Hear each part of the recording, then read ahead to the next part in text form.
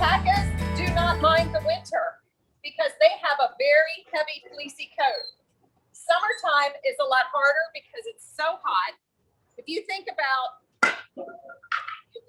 wearing your winter coat all summer long, you don't want to do that either.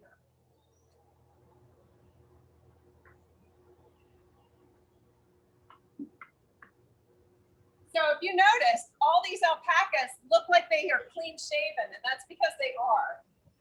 We just did our shearing in May. Sorry, you're getting a lot of my back. Up here again. So they're shorn in May.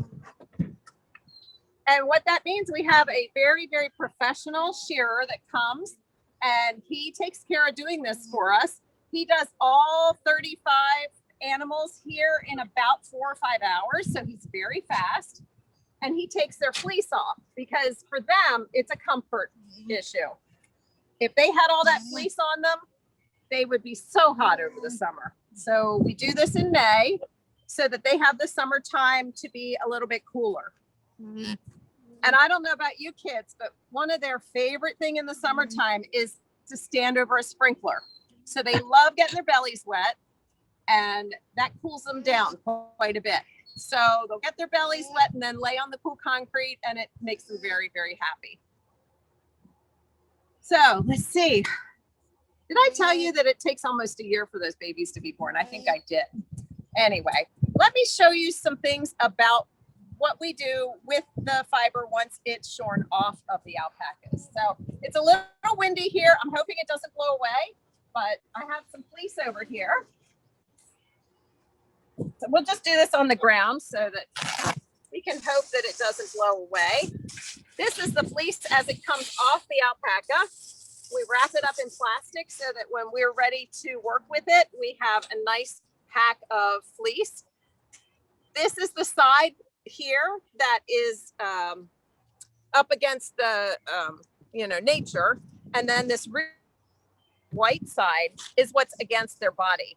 And the brown, it's not a stripe. They get dirty. They don't take baths, but they love dirt baths. So any brown you find in a fleece like that is because they're rolling around in the dirt. So kind of like chickens like to do that. It helps cool them off. So you'll usually find some dirt. The difference between an alpaca fleece and say a sheep's fleece, if you've ever felt one, sheep have something called lanolin. And it's the stuff that feels greasy on your hands. You might find a hand cream that has lanolin in it. It's actually quite good for your skin. Alpacas have no lanolin. So this is very clean other than the brown dirt, but there's nothing sticky in it or greasy. So that's one difference between alpaca fleece. They work all year to grow this fleece. This is an older one. So it's not super long, but you can see right there, he's kind of short. That's probably about 2.5 inches long. Sometimes the babies will grow fleece up to 6 inches long. So it's really quite a difference in length. But we find things to do with all the fleece. So I started getting alpacas because I love to spin. And I'm not sure if that a lot of people think of spinning, they think of a bicycle. Well, I do a different kind of spinning. I use a spinning wheel. This is my spinning wheel. And what I do with this is I use alpaca fiber and I make yarn out of it. So I guess I should have set this up ahead of time, but it's not hard. Let's just do a little bit of spinning for you guys.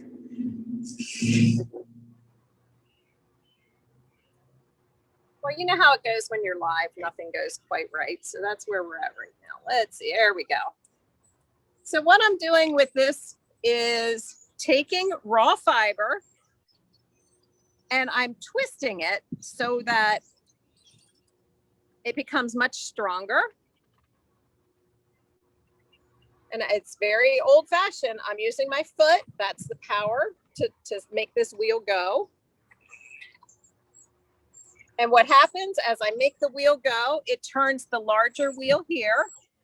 And it's a ratio. So this little wheel is going to turn many more times than this one does. And what that does is twists the fiber that's in my hand.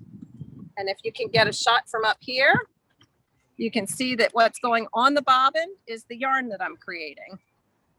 So this isn't something, I'm not going to make a sweater in like 3 hours. It's going to take days and days of work if I'm going to do a big project. So hand spinning, it's not quite a lost art. There's still a lot of people that like to do it, but certainly most of you are not going to spin your own fiber if you need a new piece of clothing.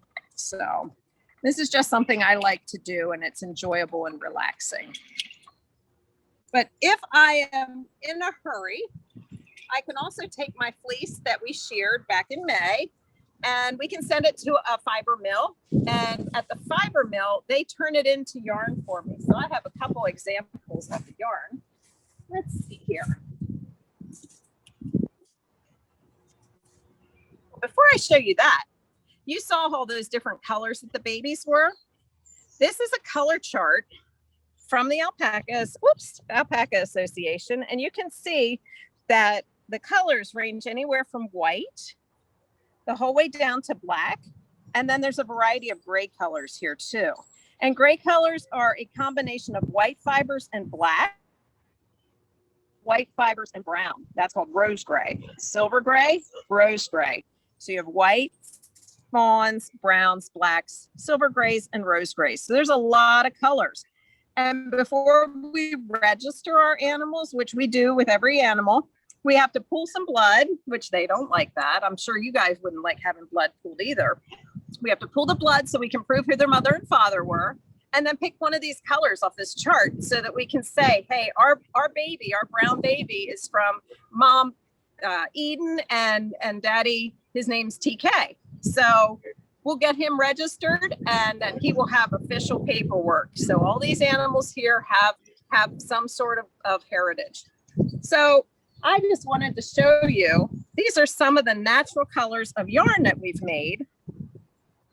This is from last year. These are different colors. We have grays and fawns, blacks and whites, and they're quite beautiful. These are all natural colors. So we don't add anything to these.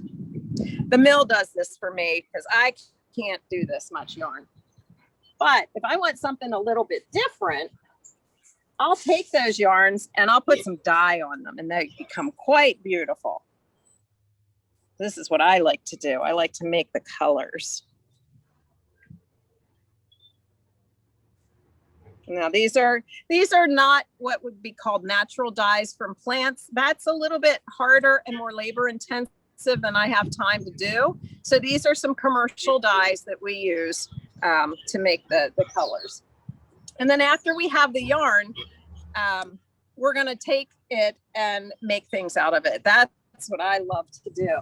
So here's a hat that was knit out of alpaca yarn. I'm not putting it on because it's about 90 degrees today. So, but this is great for wintertime. It's very warm. Here is a scarf that was woven. So that's a different way to make something. That's on a loom. And you can also crochet it as well.